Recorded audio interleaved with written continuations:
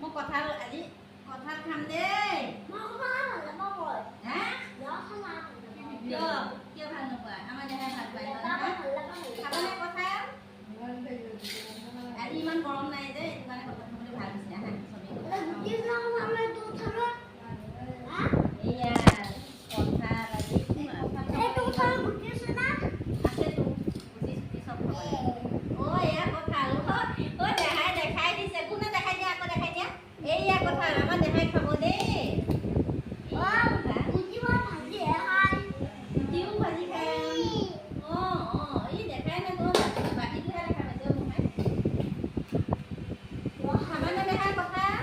বছৰত খাব লাগে যে সেইকাৰণে আমি আৰু আজি কঁঠালটো খাইছোঁ দেই। খোৱা দুইটাই খোৱাচোন খোৱা।